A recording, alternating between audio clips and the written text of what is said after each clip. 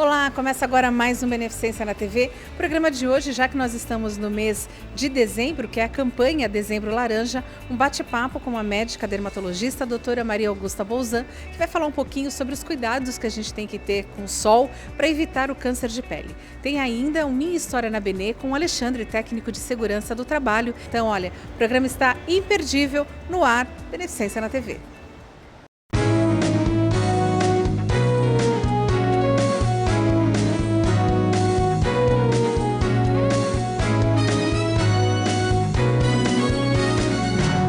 Beneficência na TV.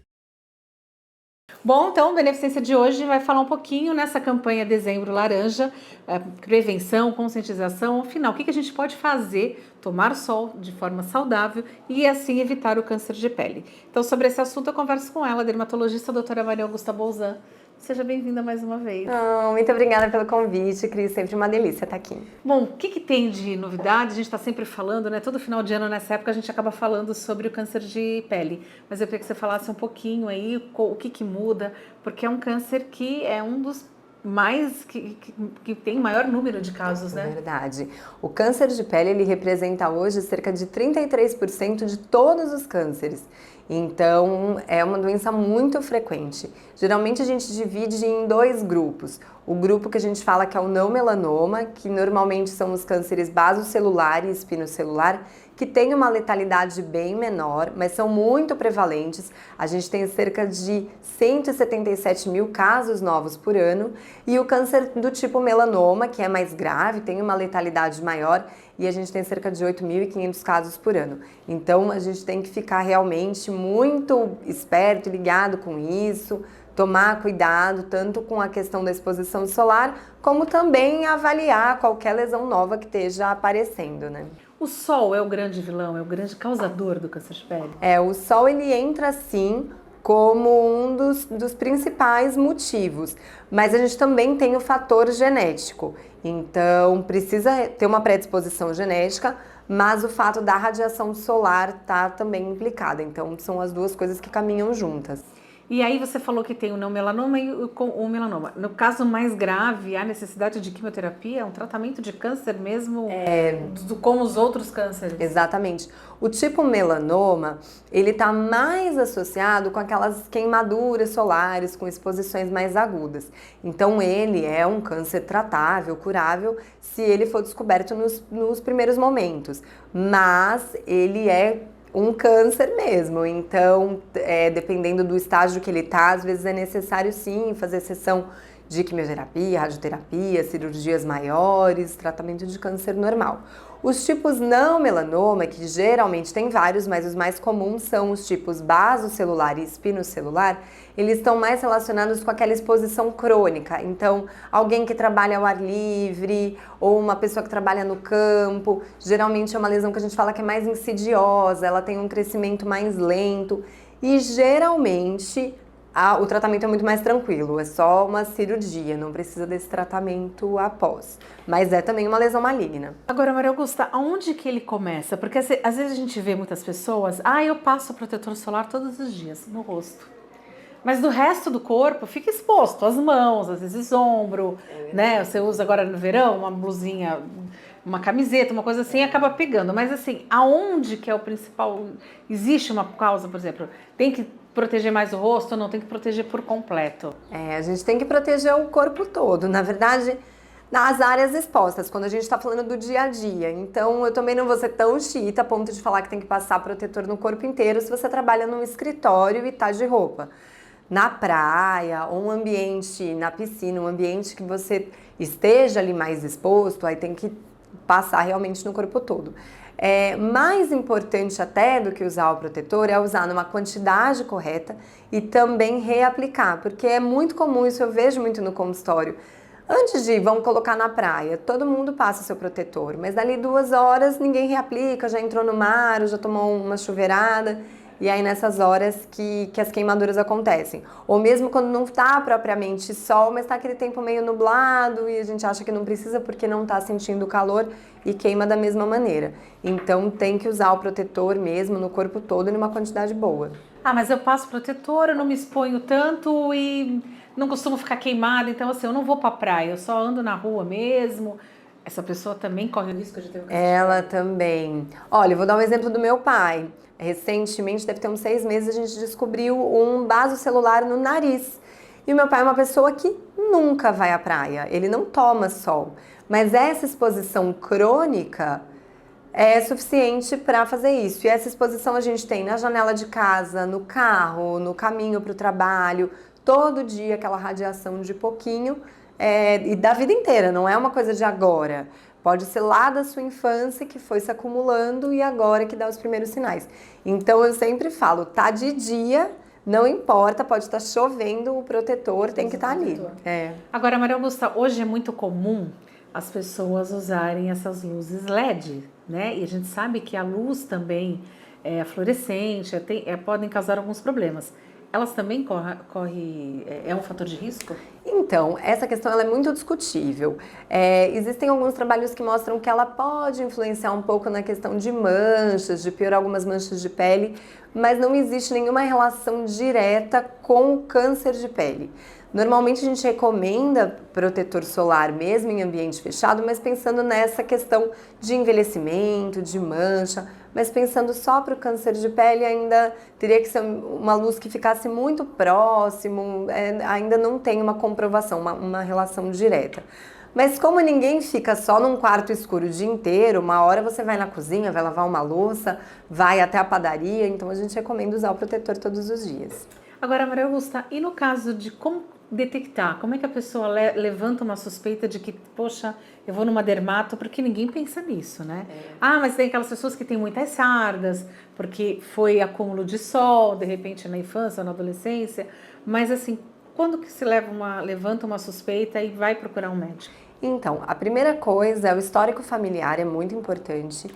Eu tenho uma paciente que o pai dela morreu de melanoma e ela nunca teve nenhuma lesão suspeita, mas ela vem religiosamente no consultório pelo menos 2 vezes por ano e a gente faz uma avaliação completa procurando alguma lesão diferente, porque ela é muito branquinha, porque ela tem um histórico na família. Então, se tem alguma história na família de câncer de pele, já é o primeiro motivo para você ir no dermatologista e fazer essa avaliação, independente se tem lesão nova ou não. A segunda coisa, surgimento de pintas novas ou de lesões novas. Então, depois da idade adulta, é muito difícil a gente ter uma lesão nova. Então, às vezes é uma feridinha no nariz que não cicatriza, uma manchinha na orelha que está crescendo. Isso tem que ficar esperto também e fazer essa avaliação.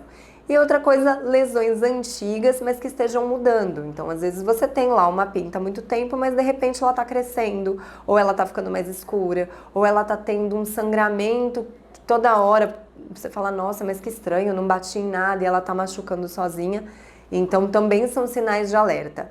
Mas, no geral, sim, independente disso, se você não tem nenhuma lesão nova, uma vez por ano passar para fazer uma avaliação, igual a gente faz do coração, de qualquer outra coisa, exames de rotina, o exame dermatológico tem que entrar na rotina também. E é um exame que é feito no próprio consultório com o dermato? No próprio consultório, não é uma coisa que você faz no laboratório, você tem que ir no dermatologista, ele vai usar esse aparelhinho aqui, ou algum parecido, que chama dermatoscópio, que é como se fosse uma lupa que aumenta em muitas vezes o tamanho da lesão, e aí a gente tem alguns parâmetros para ver se essa lesão tem indicação de cirurgia ou não, se tá tudo bem. Detectado, como é feito o tratamento, Maria Augusta? Aí vai depender do tipo de câncer. Então, se for um câncer de pele do tipo melanoma, que é um tipo mais grave, geralmente tem que se fazer uma cirurgia com uma margem maior, mandar para exame e ver se tem comprometimento sistêmico, ou seja, se ele só está localizado no local ou não, e aí o tratamento vai variar disso.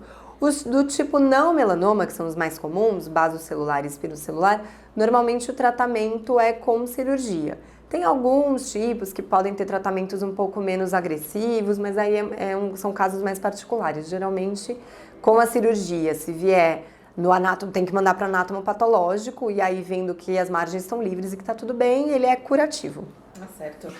Maria Augusta, a gente está entrando numa época que a gente está nessa loucura. Um dia tá sol, daqui a pouco você vai trabalhar, tá sol, no meio da tarde chove, aí nubla, daqui a pouco volta o sol de novo. Mas quais os cuidados, não só por causa do câncer de pele, mas quais os cuidados que a gente tem que ter nessa época do ano agora em relação à nossa pele? Porque também é muito comum pessoas, transpiração, muito calor, micose, aquelas coceirinhas na pele, né? Aquelas manchas. Eu queria que você falasse um pouquinho também sobre esses cuidados que a gente tem que ter com a pele.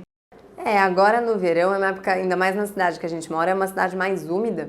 Então, primeira coisa, então, na praia, se evitar de ficar com roupa muito úmida, ou biquíni, a sunga, tentar secar bem. Após o banho também, secar bem a região de dobras para não ficar essa umidade que pode levar ao surgimento de fungos. Questão também da pele, às vezes a gente esquece de hidratar a pele só porque tá calor e aí acaba que toma sol, a pele fica mais ressecada, mais propensa às manchas. Lembrar de usar o protetor solar todos os dias, no corpo todo, e de preferência, mesmo de protetor, ficar embaixo de um guarda-sol, não ficar exposto diretamente, porque o protetor não consegue bloquear 100% da radiação. E isso independente do câncer, pensando mesmo em mancha, envelhecimento e tomar bastante água, né? Então não adianta só também hidratar por fora, mas tomar bastante líquido no geral, para a pele não ficar ressecada demais. Ou seja, então você tem que fazer um cuidado diário com a pele, independente do câncer de pele, você tem. Agora, Maria Augusta, é muito comum também, de repente, algumas pessoas têm queixa de umas verruguinhas que aparecem. O que tem de mito nisso, de que isso é um vírus, é causado por um vírus? O que vem a ser, no final, essas verrugas que às vezes aparecem na pele das pessoas? Normalmente existe a verruga viral, que é um vírus mesmo, é um HPV. Então ela pode vir, às vezes, normalmente vem em áreas que a gente manipula mais, então dedo, na maioria das vezes é nos dedos. Criança costuma ter mais, porque tem uma imunidade mais baixa. Eu já atendi paciente que faz alguma atividade tipo remo, ou alguma coisa que tenha muito atrito. É uma lesão viral, a gente pode tratar com ácidos e evitar, o cuidado maior é evitar de manipular outras partes do corpo, ou de ficar cutucando com uma tesourinha, alguma coisa, porque pode espalhar, né? Porque é um vírus. Agora, vamos supor que aquela pessoa pegou um sol, foi lá pra praia, se queimou, ficou vermelha pra caramba, né? Às vezes a pessoa passa um protetor, mas acabei esquecendo de passar, como você falou. E aí ficou totalmente vermelha, tá aquele camarão popularmente que as pessoas chamam. O que fazer? Tem gente que passa álcool, tem gente que passa creme. Pois é, uma queimadura mesmo, tem que tratar igual se tivesse queimado o dedo na panela. Então a gente tenta evitar isso ao máximo. Hoje em dia a gente tem muita informação, mas normalmente acontece nisso, né? Quando tá que não tá aquele solzão e acaba passando batido. Mas o mais importante é hidratar muito, então usar cremes, loções, mas quanto mais espesso o creme melhor, porque ele segura mesmo a água na pele. Você tem que hidratar muitas e muitas vezes, tomar muito líquido, então água de coco, chás, e esperar aquele processo inflamatório, porque é uma inflamação da pele. Quando é um caso muito grave, de uma insolação, que às vezes a pessoa tem calafrio e sente muito mal, aí às vezes tem que ir no pronto-socorro até tomar soro mesmo, para fazer essa hidratação na veia, mas esses são casos mais extremos. As gestantes precisam de algum cuidado especial? Pois é. Sei porque eu olhei para você e lembrei dessa pergunta. No caso da gestação a gente tem que ter muito, porque na gestação, por conta dessas alterações hormonais, a pele está muito mais propensa a manchar. Então, todos os cuidados com proteção solar têm que ser redobrados, porque é muito mais fácil manchas, o melasma, com qualquer exposição mínima que seja. Então, cuidado, lógico, de hidratação, tanto hidratação da pele, porque é uma pele que está esticando, então você já precisa de uma hidratação maior, tomar muito líquido e usar muito protetor solar, porque a chance de ter uma mancha que depois vai dar trabalho para sair é muito grande. Então, porque tem algumas gestantes que depois acaba adquirindo uma mancha mesmo, né? Exatamente. Somente no rosto. E isso já é porque os hormônios estão lá bagunçados, a gente tem um aumento dos hormônios femininos, então a chance de manchar realmente é maior, mas aí tem que redobrar os cuidados com o sol. E um outro mito é assim, não, porque eu estou gestante não posso fazer nenhum tratamento, eu não posso usar nenhum creme. Hoje em dia a gente tem uma gama enorme de produtos que podem ser usados em gestantes, então é só adequar a sua rotina de tratamento com o seu dermatologista, que vai deixar assim bonitinho para você não parar esses tratamentos durante a gestação e ter que correr atrás do prejuízo depois. Maria Augusta, existe uma faixa etária para o câncer de pele? Normalmente, lógico que a medicina a gente nunca pode generalizar, mas normalmente acima dos 40 anos a chance é maior, porque houve mais tempo de exposição solar. Mas a gente tem que estar sempre olhando, mas normalmente nessa faixa, Principalmente os cânceres do tipo não melanoma, esses chegam a aparecer com uma idade um pouco mais avançada, por volta dos 60 anos, porque ele está mais associado com aquela exposição crônica. Então, quanto mais acúmulo que a gente tem, exatamente, você vai pensar ou alguém que trabalha na praia, um carteiro, alguém que trabalha com lavrador, trabalha no campo, então que passou mais tempo pegando o sol. Então, a pessoa passou mais tempo, ela tem uma chance maior de desenvolver esse tipo de câncer. O do tipo melanoma, às vezes pode até vir um pouco antes, porque ele tem o fator genético mais forte ali. Bom, pode aparecer em qualquer local do corpo, né? Pode ser no braço, pernas, rosto. Pode aparecer até na unha. Então, às vezes, alguma manchinha na unha também tem que ser olhada. E ele vem, às vezes, como uma faixinha, e tem alguns exames que a gente faz para detectar, mas pode. Bom, principalmente para as mulheres, quando procurar um dermatologista, posso ir maquiada na dermatologista para fazer um exame desse? Quais são os cuidados que a pessoa tem que ter na hora de procurar um dermato também? Nesse caso, quando você for numa consulta, o ideal é ir de rosto limpo mesmo, de cara lavada, porque a dermato vai querer examinar tudo. Ou também com uma roupa, às vezes, mais fácil de tirar para poder avaliar as pintinhas. Mas isso de sem maquiagem, eu até mando um vídeo para os meus pacientes sempre que possível, às vezes não dá, mas e sem esmalte, sem maquiagem, porque aí facilita. Por exemplo, você quer ver, examinar as unhas, aí se você tiver com um esmalte escuro, não vai dar para ver. Então, e assim, de cara limpa, sem esmalte, é o melhor. Tá certo. Maria Augusta, eu queria te agradecer. Obrigada. E desejar para você, já aproveitando, uma ótima hora para o garotão que está chegando aí para fazer para aí com a Angelina. Pois né? E desejar para você, já aproveitando o nosso final de ano, um ótimo Natal, um feliz ano novo para você. Obrigada, Cris. Mais um ano aqui, unidas, e estamos juntas sempre. Tá certo, tá aí, tá dado o recado. Então, assim, é possível, né? Aproveitar o sol um pouquinho, uma praia, uma piscina, mas de forma mais saudável. Muito, muito possível. Tá certo. Então é só ficar ligado nas dicas aí que a doutora Maria Augusta deu. Se cuide. No próximo bloco eu volto com mais Beneficência na TV. Estamos apresentando Beneficência na TV. HBP, Hospital Beneficência Portuguesa, 163 anos de amor à vida. Projetado para cuidar de você. Investimento em alta tecnologia, com aquisição de um moderno tomógrafo com inteligência artificial. Um novo pronto-socorro cardiológico 24 horas. Implantou unidades ambulatoriais e o pronto atendimento do Hospital do Coração. HBP, 163 anos de amor à vida. Um novo hospital projetado para cuidar da sua saúde. Com atendimento personalizado e humanizado, o serviço de luto do Hospital Beneficência Portuguesa oferece um espaço de paz, tranquilidade e conforto. Velórios climatizados, livro de condolências digital e translado para outros estados. Disponíveis para seguradoras, convênios e particulares. Serviço de luto do Hospital Beneficência Portuguesa, tornando mais fácil o momento mais difícil. Voltamos a apresentar Beneficência na TV.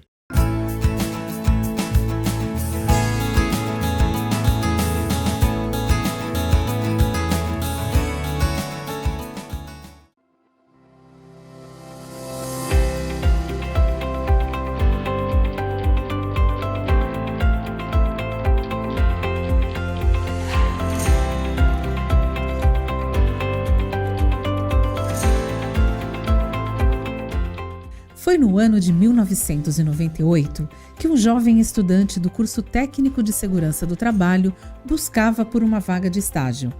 A ansiedade tomava conta e, ao caminhar pelas ruas da Avenida Bernardino de Campos, ele se deparou com um belo casarão no Canal 2. Atraído pela beleza da arquitetura da nossa querida Benê, o jovem Alexandre Almeida pensou: quem sabe aqui tem uma vaga, e resolveu entrar. Entrei ali, falei com o porteiro se existia algum estágio de segurança do trabalho, pediu para que eu entrasse na nossa Monsenhor de Paula Rodrigues 180. Até me lembro hoje, deixei estacionada a moto lá e falei com o técnico Luiz anterior na época. E falei se ele estava precisando de um estagiário. Como eu fiz o primeiro, segundo, terceiro ano colegial, eu tinha que fazer o estágio. Ele falou que precisava para ontem. E aí entrou em contato com o engenheiro Antônio Roberto Campos Cardoso, na época, né? E ele falou assim: olha, eu estou precisando que você comece segunda-feira. Eu sei que eu cheguei na sexta-feira no colégio, pedindo as documentações e iniciei na segunda-feira, nesse dia, o estágio. Tão logo iniciou seu estágio, já recebeu um novo desafio e que poderia mudar a vida dele em tão pouco tempo.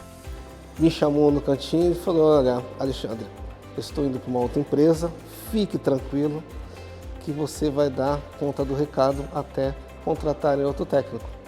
E aí, a partir daí, no dia seguinte eu tinha já uma recarga de extintores. E eu fiquei hiper apavorado, mas graças aos colegas da CGA na época que me ensinaram como que eu vou distribuir o extintor, aonde é prioridade. E a partir daí a gente foi tendo conhecimento na prática e eu fiz estágio e fui efetivado em sequência. A cada dia um novo desafio, afinal, tem como função avaliar os riscos que possam existir e garantir a qualidade e a segurança no trabalho de cada colaborador. O trabalho dentro do técnico de trabalho na área hospitalar, ele é um pouquinho meticuloso. Então nós temos o risco químico, físico e biológico. Nós lidamos com os 3 riscos que são preconizantes ao INSS que possam caracterizar insalubridade. Então, o meu dia a dia é andar os 23 mil metros quadrados que nós temos de área construída no hospital, analisar os riscos dentro das alas de internações. Nós temos aí um setor de apoio que é carpintaria, pintura, mecânica, tapeçaria, fora ainda os nossos empresas que estão alocadas aqui. Então nós fazemos todas as análises ambiental, todos os riscos, né? E acompanhamentos de fiscalizações, seja ela municipal, estadual e federal. Então toda a fiscalização em âmbito do Ministério do Trabalho, Anvisa, nós temos que acompanhar, inclusive a da dengue, que também nós que fazemos o acompanhamento. É um trabalho de equipe, todos precisam estar e pensar no coletivo. Nós somos formados em 3 técnicos de trabalho, com o André Rumão, a nossa Caroline, que é outra técnica, e o nosso engenheiro Luiz Eduardo Torquato. E, consequentemente, nós temos a enfermeira do trabalho, Alexandra, o nosso médico do trabalho, o Dr. Álvaro Norberto, e temos agora também uma auxiliar administrativa, Ana. Então, não tem como você ficar só sobressaindo como uma pessoa. Ali é coletivamente. O porquê que eu te explico isso? Se algo der errado, todos vão ser ocupados. Então, temos que trabalhar em conjunto. É um departamento, serviços especializados em engenharia de segurança e em medicina do trabalho. Então, há essa coletividade, não tem essa, nossa, eu tomo conta, não. É um time. Ser efetivado lhe trouxe mais responsabilidades. Foi a certeza de ter feito um bom trabalho durante o estágio. E veio no momento certo. Afinal, Alexandre estava perto de se casar. Eu precisava desse emprego. E a Benê abriu as portas para mim, né? Graças a Deus eu fiz um trabalho também, mostrei. É importante o estagiário, você que é estagiário, faça sempre algo a mais, porque o estágio é o cumprimento do ensino, para que você possa ser habilitado, independente se seja de nível técnico ou nível superior. Nunca espere o empregador pedir para você fazer algo, sempre se mostre proatividade. E através dessa proatividade, a casa viu e acabei sendo registrado. Veio a pandemia e os cuidados precisaram ser redobrados. Um desafio e luta com um desconhecido. A Bissa Portuguesa sempre deixou aí com a CCH, a gente tivemos que capacitar e treinar, fazer áreas isoladas para quando chegasse a suspeita, né, no paciente com Covid e tudo. E graças a Deus, o HBP, não é mais SPB, é HBP, Hospital Bissa Portuguesa, não tivemos nenhum funcionário, né, com morte referente à Covid. Então, EPIs, equipamento de proteção individual. Então foi um momento assim que todo o corpo clínico se juntou e graças a Deus nós vencemos, entre aspas, a Covid. Considera a Benê sua primeira casa e foi graças a essa senhora de 163 anos que Alexandre construiu a sua família, sua casa e se tornou um profissional. A Beneficência Portuguesa, ela é a minha primeira casa. Graças a ela, junto com a minha esposa, me proporcionou com 34 anos ter a minha casa própria. E graças a ela, ela ainda me proporciona, né, a pagar os estudos, a educação dos meus filhos. Eu tenho uma filha que tem 20 anos, está fazendo engenharia química, está indo para o último ano que vem, e o meu filho está na ITEC, fazendo técnica de edificação. Então, graças à Bênção Portuguesa, é que me proporciona ser um cidadão, profissionalmente e pessoalmente. Eu amo essa casa, é só agradecer. E a você, profissional, colaborador, tenha orgulho desse hospital, porque é através desse hospital que nós podemos criar a nossa família, nós podemos aprender profissionalmente, porque Beneficência Portuguesa é a única, na minha opinião. Você que está trabalhando, vista com muita honra. E como diz o nosso presidente, vamos em frente.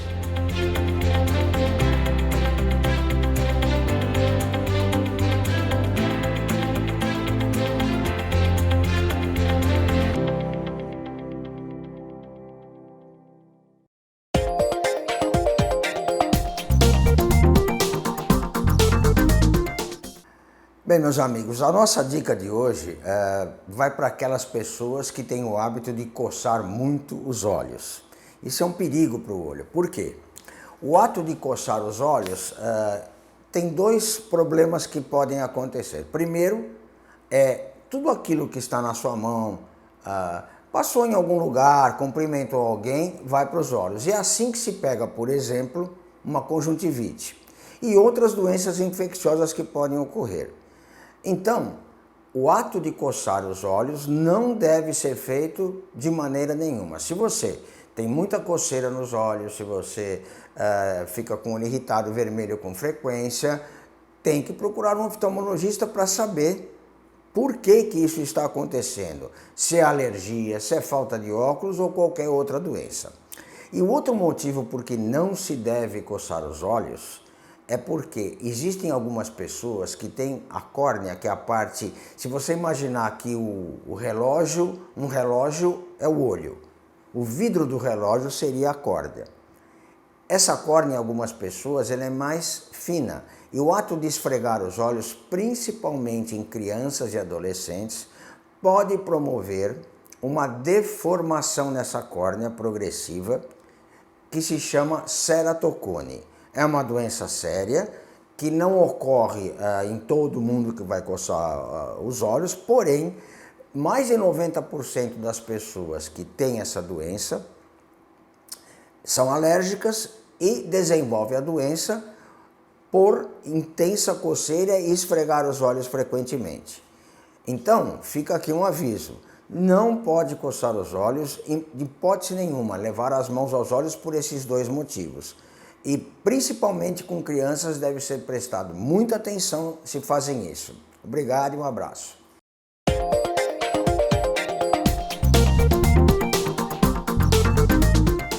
Tá aí, esse foi o Beneficência na TV de hoje. Espero que você tenha gostado. E como sempre falo, se você quiser rever essa e outras matérias, é só acessar as nossas redes sociais, que os endereços estão aparecendo no seu vídeo. E na próxima semana, neste mesmo horário, eu te espero para mais um Beneficência na TV. Até lá!